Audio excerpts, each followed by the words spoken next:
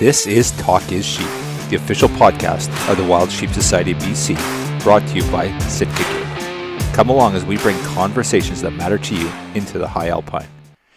This episode is sponsored by our conservation partner, Frontiersman Gear. Thank you, Sitka Gear and Frontiersman Gear, for investing in healthy wildlife and sustainable ecosystems.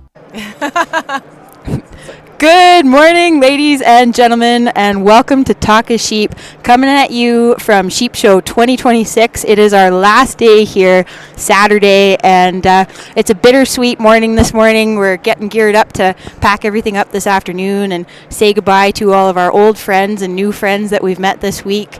And this morning, we have a very, very special guest for you all. We have Secretary of the Board, Jann Demaske, here with us, and we also have our founder and chair of Women Shaping Conservation, Rebecca Peters. Welcome, ladies. Good morning. Good morning. Thank you so much for being here.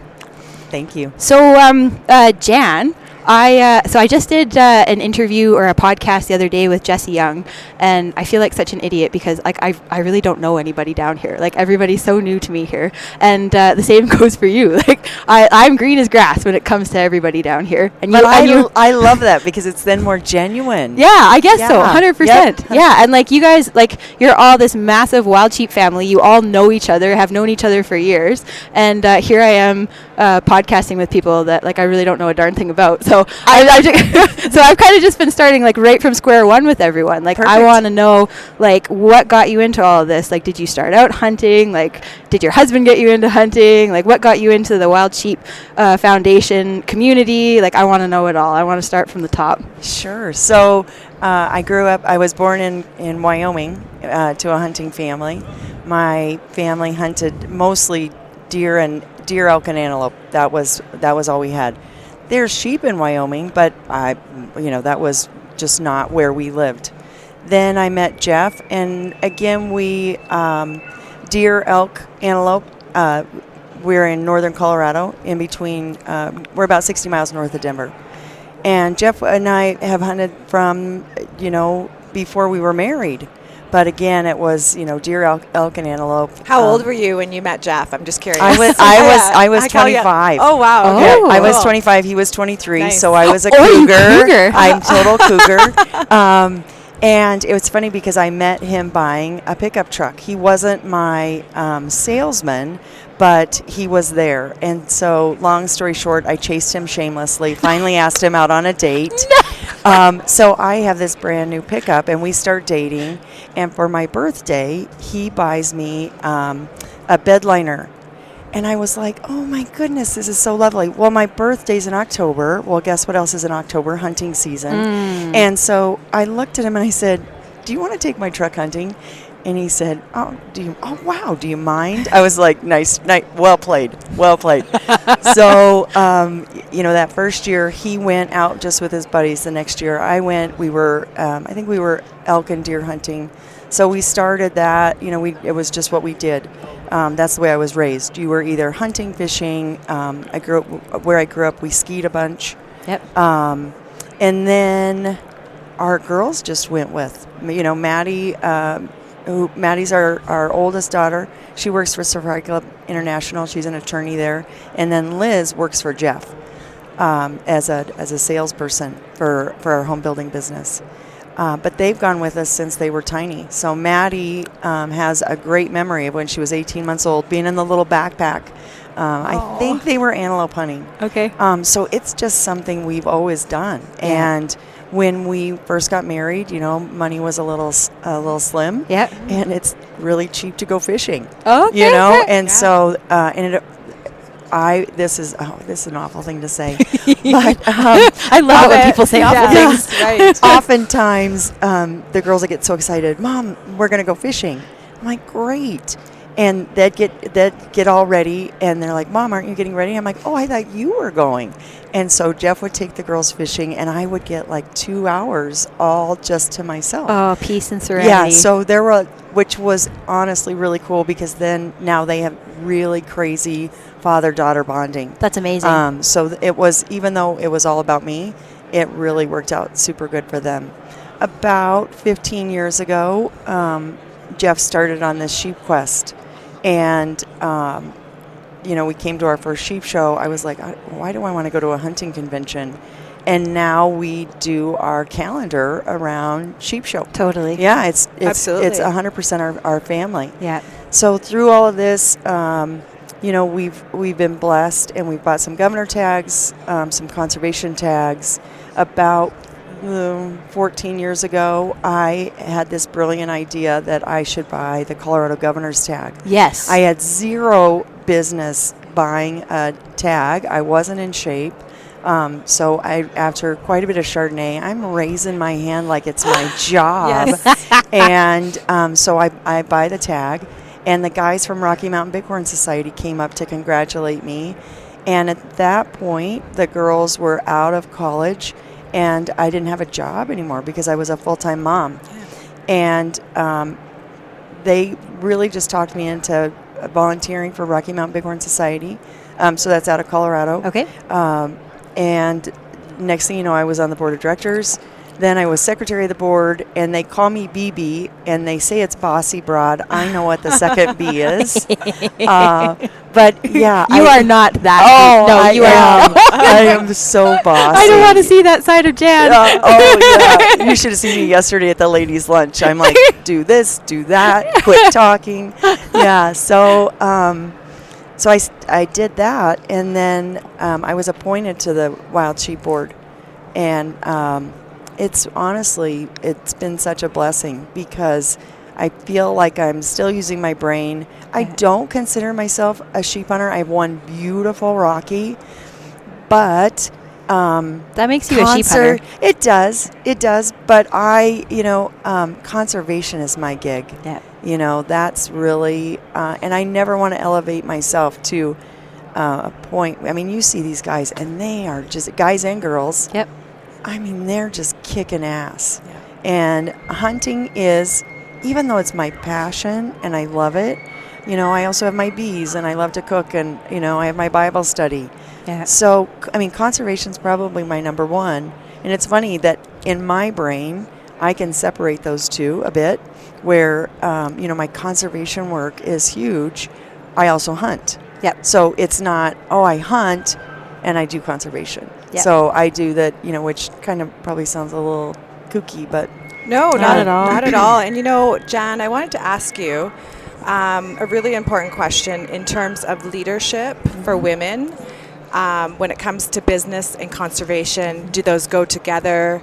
Are they separate? Is it hard to navigate through that? I always like to ask women that because I feel, some of us are newer into this space, and if you have a perspective that could help other women kind of put those two together, how's it been for you? Such a great question. And it's interesting because, and I'm not a bra burner. Hannah, you're probably too young to know that. Oh no! But I'm a confident woman. I was, raised to be that way. That's what we raise our daughters to be. And it's interesting in 2026 that it's still an issue to be a woman in this space. And I love being secretary of the board, but no one's surprised that I'm secretary of the board. Mm-hmm. It's like, and I get tasks that are female related. And so it's one of those things where, my title at RMBS was a little bit of self-preservation. I'm going to be bossy, and I'm going to show you that I know what I'm talking about. I might not know the difference in Colorado. Our sheep units are S, so S32 and S33. I might not know the nuances of those, but I can tell you, some other things. I can explain the whole, this is how you get a tag. This is who you talk to. These are the game wardens in the area. So I might not be the best at the hunting aspect of it, but maybe I can tell you how to pack. Right. I can absolutely. pack honestly as well as any person in this place. Yep. Because that's my job. That's what I've decided is my job for Jeff. Is I'm the packer because I want to make sure he has the right socks. All that stuff. But I think that with women in this space is you have to figure out that sweet spot of I am a bossy broad, and I want to listen. I want to hear you, And I want you to realize that this is a tacky thing to say, but it's more than boobs. I have a brain. I have knowledge. If I'm on stage in a dress, don't discount me. And again, I'm not, I'm that's not me, but I also have two women who, two daughters who, we kind of have to fight for it a little bit. Mm-hmm. When Maddie first started hunting, she mostly hunted with her dad. And I remember she was going on her first sheep hunt. And, there was no one. We had, we're doing this packing list. And it was, we were kind of like, okay, we don't really know who to talk to. And so that's been kind of a cool thing, having Maddie being such a badass in the hunting world, is she's really working to mentor young hunters. Perfect. That's huge. Yeah. It's very big. Yeah, it's super big. Mm-hmm. And I have to say, I love what you guys are doing in the Women Shaping Conservation, because it's so organic. And I feel like I can, come to you guys and say, as women, here we are, A, B, C, and D. We pack differently. We can't have an 80-pound pack. Just the way you navigate that.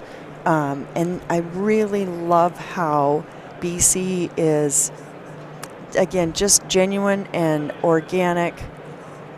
It's not, and I hate to say it's not fancy. No, but that would be accurate. That actually is very, that very would be accurate. Yeah. Yes, And we're very community-based connection, in person. That connection, very grassroots. Group. Yeah, grassroots. Yep. And I think that's what I love so much about it, is just the grassroots nature. Every organization has a women's program. Really. Right. Doesn't matter if it's SCI, Wild Sheep BC. There's lots of people that have women's programs. There's some that are for profit and that have been around for years. For sure. But again, I just really love the organic nature, and it's just super cool. And as an I don't want to say an older hunter, but I'm going to be 60 this year, and I love that. Rebecca, when you did, we've watched you grow as a hunter. Yes. And it's super cool, but you have just laid it out there. Here I am, holy buckets, this is hard. And you've been super genuine.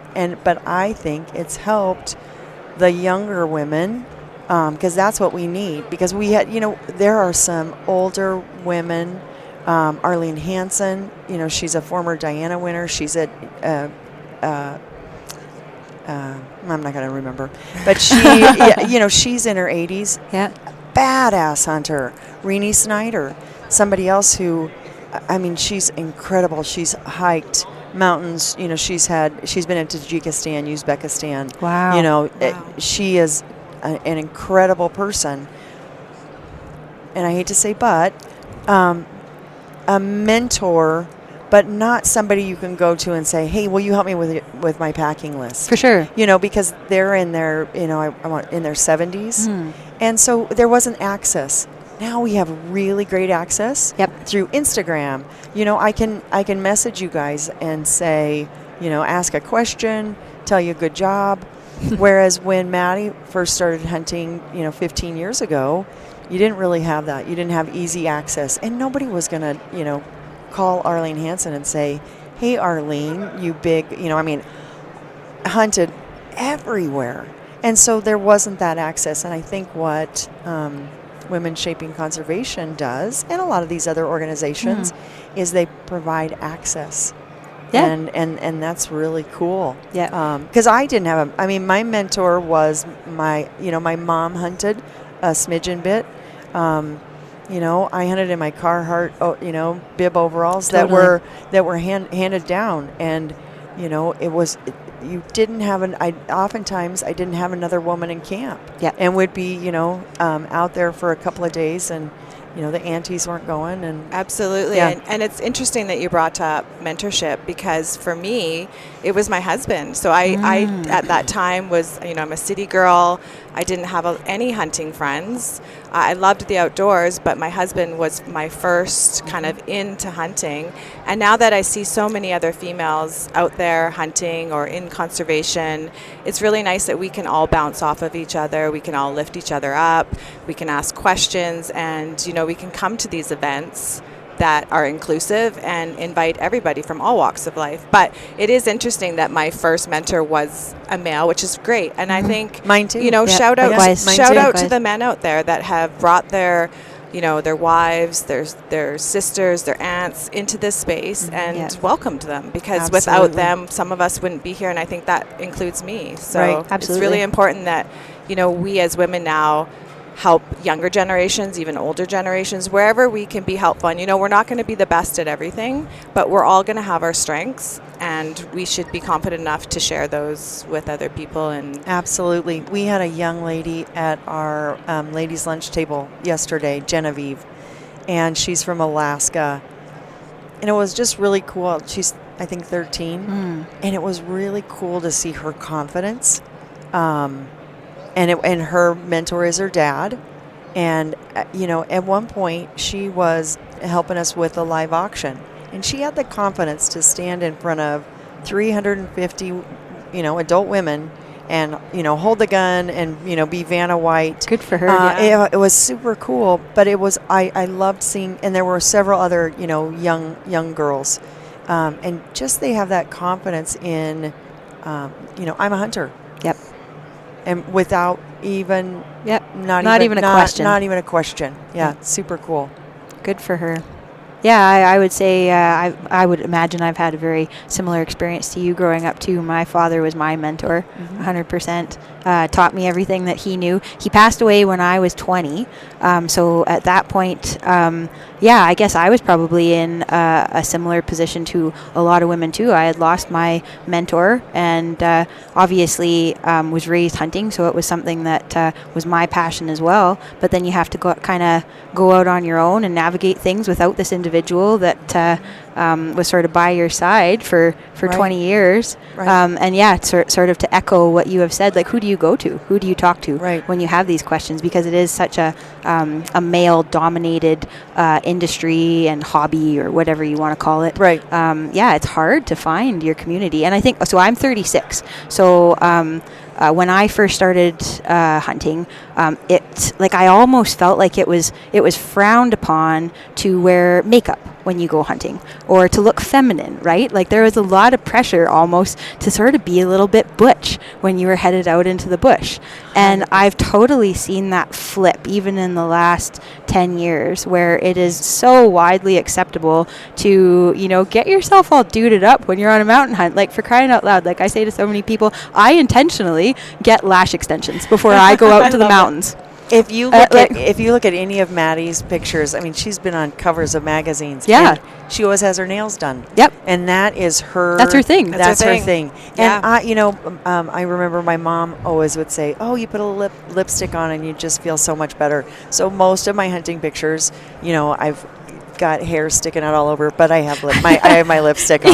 Yeah. Because and I don't know why it gives me confidence, but that's kind of my deal. And then our youngest daughter, it's funny, she doesn't hunt as much as Maddie does, but she's a sniper, man. That's awesome. She is just a great shot. But it's funny because she's probably hunted a lot more than other people, but when you compare her to Maddie, who lives and breathes hunting, it's like, oh, she doesn't hunt very much. And then I'm thinking, she's hunted in Africa and Kansas and New Zealand and all the places, but more accomplished than most people out there. Yeah, very definitely. accomplished. But we have this really fantastic picture of her in New Zealand, and she has on this bright pink sweatshirt. I think it was like a Victoria's Secret sweatshirt, and that's Liz.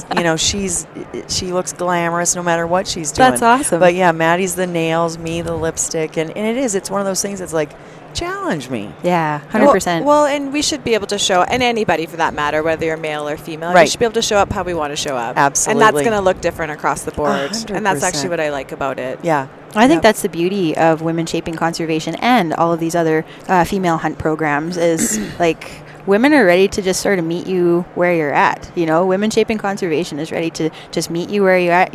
You come as you are. We're going to accept you. We're going to teach you what we can. What we can't teach you, we're going to send you off to somebody else that's smarter than we are. Right. Yeah. Exactly. Yep. I love that. Yeah. Like, actually, when I get a lot of people ask me about rifles and questions about that, I just send them over to Hana because Hana's actually an expert in a lot of those things. I think I don't you know about are expert. Okay, well, pretty in my mind you are.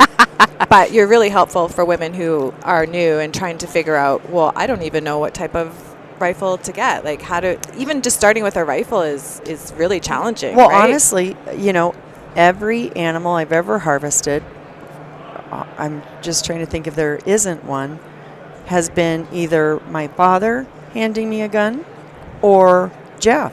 And I'm a very confident shooter, but I'm not confident with my guns. Right. And one day I'm gonna take one of the classes and do that whole thing. But I'm when again, this is one of those things when we were kids, you could get a brick of 22 shells for cheap. Yes. And so we would go out on a Saturday morning and just, ding, ding, ding, ding. And so just madness and mayhem on the squirrels. Exactly. But I'm not, but I'm a confident shooter, but I'm not confident with my rifle. So I'm very similar to you, Jann. I don't know a lot about rifles and stuff, but the one I have, I'm very comfortable with. Yeah. And I don't know, that may make me sound, not great at hunting or whatever, but it's so much to learn that I can only handle a couple rifles and understanding them, and I'm okay with that. Shoot, I think that's very relatable for a lot of women, to be honest. Okay. Right. Yeah. Yeah. I'm fortunate because I ran a gun store for a long time, right? Oh, yeah. So I've got the experience. Definitely. Like you can't say that a lot of people, men or women, have run a gun store. So maybe I've got a little bit of an upper hand, an unfair advantage. Yeah, that's kind of why I was saying you are to me an expert, because you've had the opportunity to learn about these things, and then you're teaching other people when they're coming into your store. Hey, what would be a good rifle for this type of hunt? Or I'm looking for this, and you get to explain that to them. So you learn. I think a lot of that goes back to what Jann had mentioned earlier, is making yourself accessible to people. That's huge. Yes, yeah, we need that in the female hunting community. Yeah, and just be bold. Again, I think that's whatever it is you're doing, Yeah, absolutely. Be bold. Be bold and be you. Mm-hmm. Yep. Yeah. Just go for the gusto. Just be your genuine self. And for me, that's a luxury of age. Wow, I really did getting older, because now there's things that I'm like, oh, I don't want to. Thank you. I don't want to. And you can be bold in those kind of things. Yeah. And you can pick and choose the things that are important to you. Absolutely. And that you feel and how you want to contribute to the community in any way that you like, right? Yep. So that's really important, that people find their way and then share that with everybody else, because it's kind of like a gift. Right. Yeah. You're right. Yeah. Absolutely. Well, I know that anybody that I've spoken to about Jann Demaske has absolutely nothing but good things to say. Oh, that's very kind of you. Very Thank true, you. though. Like, you are so loved and adored by everybody here. Absolutely. Yeah. I feel like I've kind of grown up. Yeah. At the sheep show when we first started, we were on the periphery, and then we've all just jumped in. If you need, and that's I said this I think I was up for re-election, and you had to tell about yourself, and I'm a worker bee. Yeah. That's. If I'm not comfortable in a situation, I'm just going to say, what do you need? How can I help? Because then if I'm busy, I get out, then I'm comfortable if I'm busy. So I think that's my strength, and that's how I know so many people around here, is because I just say, how can I help? Yeah, absolutely. Yeah, well, that's very kind of you. Thank you. Oh, yeah, no, I mean it. I 100% mean it. I wouldn't say it if I didn't. When my fiance and I walked in here the other day, we were kind of running late for a podcast and hadn't eaten anything, and I hadn't had any coffee. And here's Jann meeting us at the front door to the exhibitor breakfast that morning. And she's, oh, hi, how are you doing? How are things? Let me know if you need anything at all. And I said, I'd really like a coffee. And, oh, come on in, get a coffee. And, you're just so welcoming and so helpful. And I'm like, oh, I love this lady. So I'm a greeter at church. You're a Walmart greeter. Yeah, well, I'm a church greeter. And, and that's kind of my comfort zone.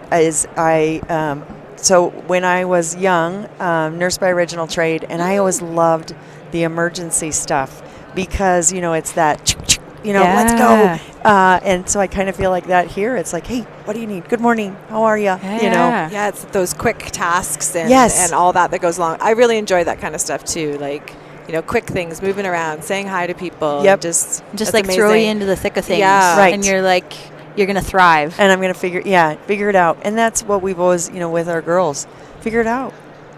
Quit saying, why. Come with a solution. Yeah. Don't come with a problem that you don't, even if it's a BS solution, always, be a problem. What did I always say when they were kids? Be a problem solver, not a problem, I don't know. I don't Maker. remember. Yeah. Trouble. It's like, how did I, but I remember I would always say, I'd always have little things for them, take the high road. Yeah. And I'll still say them, and they're 29 and 30, and they're like, Mom. Still solid advice. Oh, yeah. Yeah. Even though it drives them a little crazy. So I have a question. So we all know that when we are volunteering for, whether it's the foundation, for us, the society, what keeps bringing you back into these spaces? Because let's be honest, it's a lot of work. It's long hours, long days. It's enjoyable work. And you've been doing the ladies' luncheon for quite some time now. Quite some time, so 2019. What keeps bringing you back to keep on working at that, to involving more people, and just letting yourself be out there for everybody? Right now, at this stage of my life, it's because I have the luxury of time. I don't have a full-time job because Jeff and I, we were in business together for a very long time, and one of us had to be the boss, and it wasn't me. We just, we clashed. And so it was like, okay, one of us has to leave the business. Strong personalities. Yeah. Very strong personalities. So when I was a full-time mom, I just threw myself into it. What do you need? Cupcakes? Again, what do you need? That's kind of my mantra, I guess. I didn't think about that, but that's kind of my mantra. What do you need? And so I would do that at the schools with the girls, and it fills me up. So, the giving, my love language is food. So, you come to my house and I'm going to bake you a pie.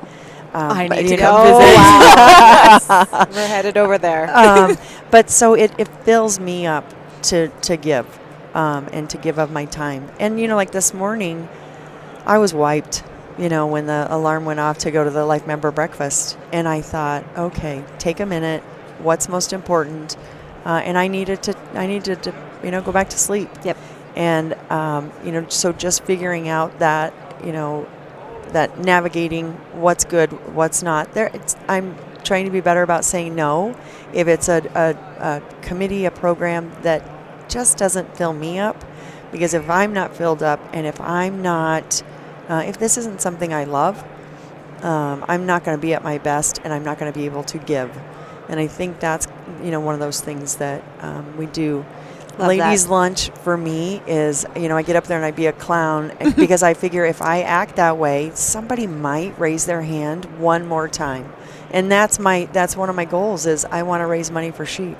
Yeah. And so, I'm sure you guys have seen a couple of times I've just really made an ass of myself. But it gets people laughing because, money is tough and, just the concept of it. And raising your hand, you feel like, are you bragging? So I figure if I make it a fun atmosphere, then people are going to be like, oh, maybe I will. And that also goes to me, what do you need? Or welcoming you at the exhibitor hall. If you have a good experience, we would be very naive to think that we're Wild Sheep and Wild Sheep BC are on an island and everybody just loves us. There's lots of conservation organizations that our exhibitors could go to. And we want to make sure they stay here. Yes. We want to make sure they feel like part of the family, because this is a family. Like, this is the coolest family reunion. my own family reunion, I don't put on the calendar, you know. Oh, that's the best, Jan. Yeah. And so this is, you know, it's a pretty cool family reunion. Now I know, and now if you guys don't do this, of course you don't, because you're both lovely.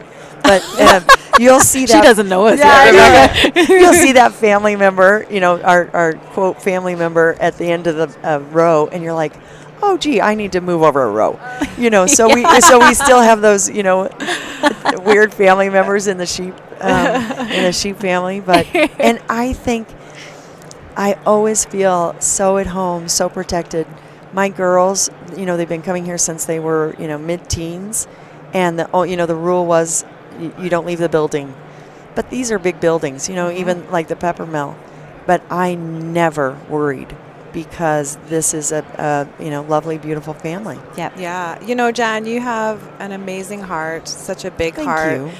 And the way that you're of service to the conservation community is Thank you. it's truly inspiring. And I think that comes down to also your own faith and religion, and that pours out into the community. And I love seeing that. And I actually, as an individual, gravitate towards that. 100%. Because I can see it and feel it. So that's amazing. Well, I just have to tell you something that, so I think when you get chill bumps, it's the Holy Spirit.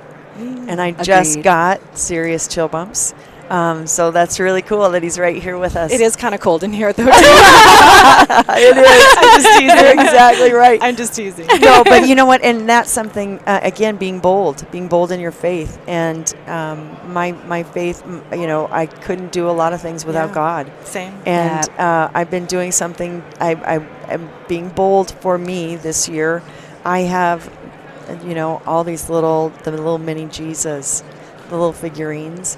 And I'm just putting them. So if you see one in the elevator, I'm putting in the elevator. And okay. Oh, you're just randomly placing? Just random. Yeah, I actually have some in my bag over there, because I think we live in such a weird, dark time. Yes. That we need as much Jesus as we can possibly get. Could not agree more. Yeah, Absolutely. and lots of faith, and even if you're not a Christian. And you know, I'm gonna give you my good energy, and I hope maybe you jump in with us, ask questions.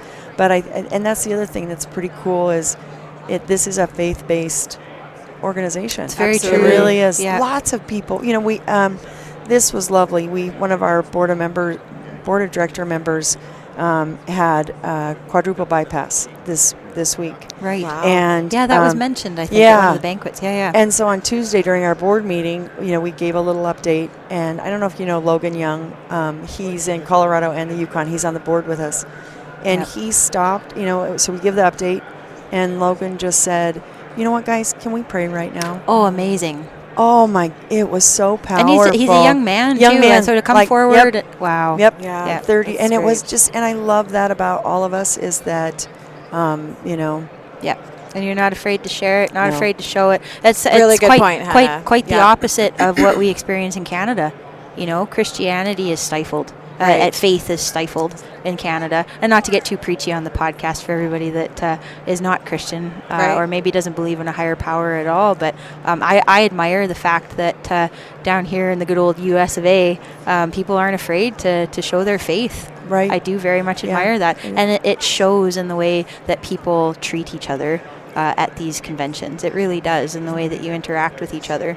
Absolutely, and the confidence that comes with that, of just being able to share that faith, is really important, to me at least. I agree. Yeah, I agree. And it's, again, I think that's where, you know, we as women really lead, maybe more quiet, but it's a cool role that we have.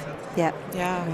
100%. Cool. I like that at the dinners, grace is said. I mean, they don't call it grace, but we all know. Right. We know what it is. We know what it is. Yeah. I just, everyone that has spoken, I know that you did. You said grace as well, and then the other two ladies was just, I don't know, it just really touched home for me. And 100%. I know it's just a prayer before we eat, but I think it really sets the stage that we're all together in this room, and we're sharing a meal. And it kind of centers and we're here for us, conservation, and you know, let's do this. Yeah, so, I love that. Yeah. Yep, couldn't agree more.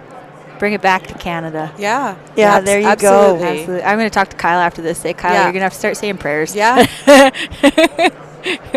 Maybe before our Monday morning meetings. Yes. Lord help us, Jesus. Help us get through these events. Oh, honestly. Yeah, I started sending a morning prayer to staff. Oh, yeah. I started that last year because I'm thinking, okay, I'm praying, and I want them to know I'm praying over them. Just that, because this is chaos. You guys know. This is a lot. It is. And our staff and volunteers make it look easy, but they need more than just us. They need, absolutely. need God watching over them. Yeah. So I have another question. How long then have you been volunteering for the Wild Sheep Foundation? Took the words right out of my mouth. Oh, did I? Okay. Yeah, no, I wanted to ask that too. I just, all of those hours and years that you have spent being of service is amazing. So I want to know how long you've been doing this So for. it started with Rocky Mountain Bighorn Society, and I think that was 2014 or 2015, and just jumped in. Did board work, banquet things, worked a little bit with the youth program at Rocky Mountain Bighorn Society. And so, but here at Wild Sheep is probably 10-ish years. Wow. Oh, wow. Yeah. That's amazing. A decade. Yes. Yeah. Yeah. Yeah. God. I really just, and again, it's a cool family, and it fills my cup. Yeah. Because absolutely. I have enough knowledge, and I do have a business background. We're a home builder excavating company. Oh, okay. Yeah, and so I not that I have a business background, but I've kind of by osmosis, I guess. And so I always kind of look at these things from a bit of a business model. That hunting is great, but how can we also make it a business model? How can we take take our money and use it to the best of our ability? How do we make sure we're sticking within the wonderful conservation models? Shane Mahoney's beautiful conservation model that of course the name of it escapes me right now, but so I have that background, and so I feel like, okay, even though I don't have a quote unquote job, this has kind of become my job. Yeah. And you're a leader in many different areas in conservation. You're the chair of One Campfire as well. Yes. So can we touch Yes, on that? We indeed. have a little bit of time left. Can you touch on that? And can you give us an update on how that's going? One Campfire. So I started during COVID, and Jonathan Proctor was the chair at the time. And it was a little bit of a struggle because it was COVID. And we were all, and I'm new to it. I was new to it at the time. And we're just trying to figure out, how are we going to get this message out when the world is in chaos? And the people at the time that were on the committee did an excellent job. And just some changes of life. I took on the role of chair, and I was really surprised when Kyle said, "Hey, do you want to be chair of One Campfire?" I'm like, I don't live in BC, and so for anybody We wish you did. Oh, I love the area. That's a big area, but I dig One Campfire because we are inundated by the anti-hunters. Yes. And to have, again, and I think it's kind of that organic, like Women Shaping Conservation, where we're not in your face, and this is such a slow marathon, but we hit 10,000 followers. Excellent. Oh my Excellent. goodness! Wow. That was a huge, that was a big deal. And it is a big deal. Yeah, Mike Berard is our social media guy. He does a great job. Super creative. Yeah, and he, I think the nice thing is he's a little bit of a hunter, but he gets it. And the way he'll take you on a story that next thing you know, he's talking about, all right, so why isn't this okay? Yep. Right. And he has really great, beautiful conversations with people online, of course, that it's not in your face, but it's relatable. It's relatable. On many Thank you. different levels. Yep. Whether you just are an outdoors person but not a hunter, even if you're not an outdoors person but you appreciate Right. the outdoors, The outdoors. right? And one of our focuses in the last probably 2 years is the non-hunter. Yep. The anti-hunter, we're not going to hit. You hear of, I met somebody on the airplane and they were an anti-hunter and I talked him out of it. Does that really happen? Yeah. Does that really happen? I don't know. Yeah, it makes for a really good story. Yes. It sounds like an AI story, doesn't it? But so we've kind of, they have their deal. We're not going to spend a ton of our energy on that. But what we are spending our energy on is that non-hunter. I think that's wise. Yeah, and so I'm in Colorado, and last year we had something called Proposition 127, which they were trying to ban the hunting of mountain lion, bobcat, and lynx. Yeah. And we kind of made the same decision: is we're not going to change a true anti-hunter. No. But if we can get that non-hunter, somebody who's just in the middle, right? Yeah. Who is on the Which fence. is the majority of people. It's maybe 70-80% or something. Yeah. There's just a small portion of that are anti-hunters. Yeah, exactly. And so that's kind of the cool thing about One Campfire is we're just talking to those guys. Yeah. A lot of the people here in this room probably don't follow us, don't know what we're doing, but it's not intended. We already know where you stand. Yep. Exactly. It's for that middle of the road guy. Yep. And I know it happens with you guys. It's happened in Colorado. It's happened in all kinds of states where we call it ballot box biology. Yep. Where 100%. Suddenly we're making decisions about our wildlife. Emotionally. Emotionally. Yeah. Well, this is why we no longer have a grizzly hunt. Exactly. Exactly. Columbia, right? And that's why we have One Campfire. Yep. Is because when BC lost the grizzly hunt, it was kind of an oh shit moment. Yeah. Big wake up call. We have to hit these people in the middle. Yep. That oftentimes, and I'm guilty of it. When we get the ballot, am I really reading it? Am I understanding that if I vote yes or no, what does that vote mean?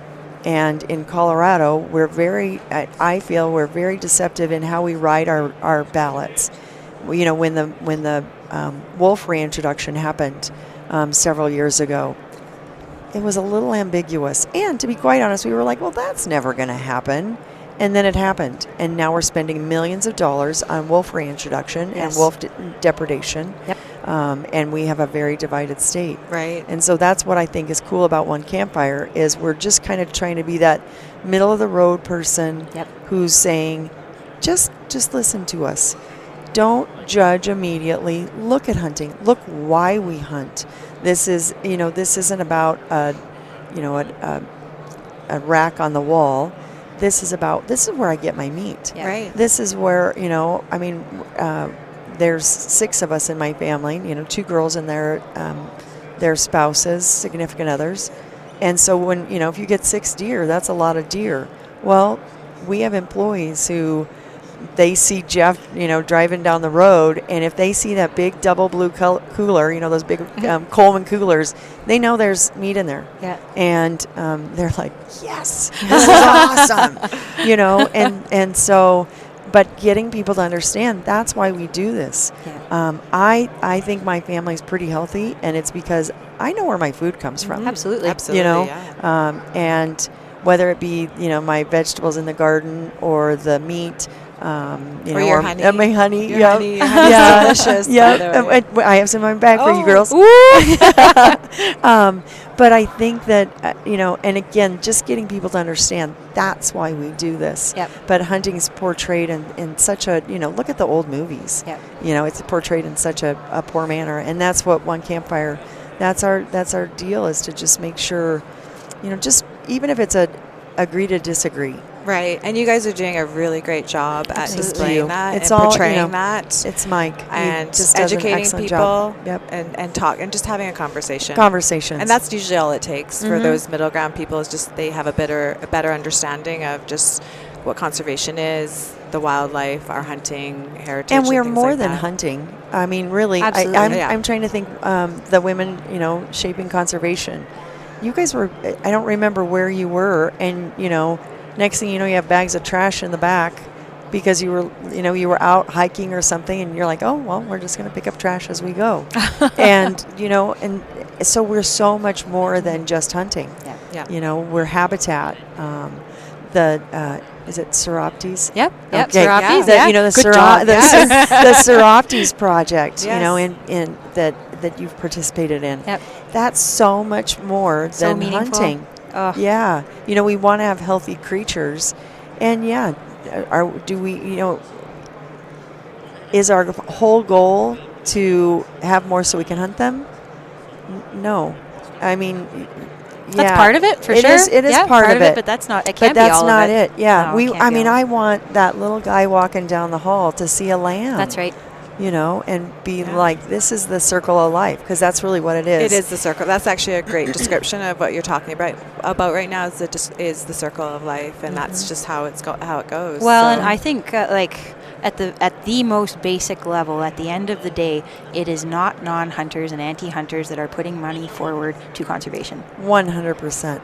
And that cannot be denied. In Colorado, so we're Colorado Parks and Wildlife. It used to be Division of Wildlife. And now we have parks that are added into the mix. And it makes it tough because, so you have hunters and anglers are putting in all this money, and now you have all these other people that are enjoying it, which is lovely, but they're not putting their resources in. So whether it be you're buying a fishing license or you're buying, last night I think they sold maybe a Montana sheep tag. That's how the money is being raised for all of these things. It's not a tax at the grocery store. Right. It's hunters and fishermen. Mm-hmm. Absolutely. How much did that tag go for last year? I'm not sure. It was a lot though. Was it 1.3? So 1.3 was last year. Yeah, last year. Yeah, and that was a tremendous. I try to revert back to that number and that evening when I'm dealing with individuals that are non-hunters, anti-hunters, don't know the role that hunters play in conservation. I've always got that scenario in my back pocket. When are you going to see an anti-hunter drop over $1 million? $1 million. Yeah. And one of the things, really good point. Yeah. that man is a friend of Jeff and I's, and we saw him after he bought that, and I was like, wow, good for you. And one of the things he said was, so Arizona got rid of their auction program, so now they're on a straight raffle. They think they're going to be able to raise as much money with a straight raffle as opposed to an auction tag. And he actually said, part of this was, I'm hoping that I can show Arizona, hey, this is a lot of money. So it really was altruistic. Yes, he's a big hunter, of course, but he's also very philanthropic. But when he raised his hand for that 1.3, he had in the back of his head, we need to make a statement, and that's a big statement. Boy, is it but ever. for him to have the thought of, I want to make a statement to people that these dollars are important, and what we do here. The dollars that are raised. I mean, imagine each of these groups. We're next to the BC, Guide and Outfitters booth. The money they pour in. Texas Bighorn Society. Yep. So much money is raised and put into, again, habitat animals, and so much more than just the animals. I mean, the habitat programs. Right. Lots of things. Disease maintenance. Oh, it's endless. It's endless. It is. Yep. Yeah. And funded by, in Colorado, actually more anglers than hunters. Interesting. Okay. Yeah. Interesting. Isn't that wild? Yeah. Wow, I wouldn't have thought, to be honest. Yeah. Yeah. Yeah. We just have, and it's probably, excuse me, a little swayed.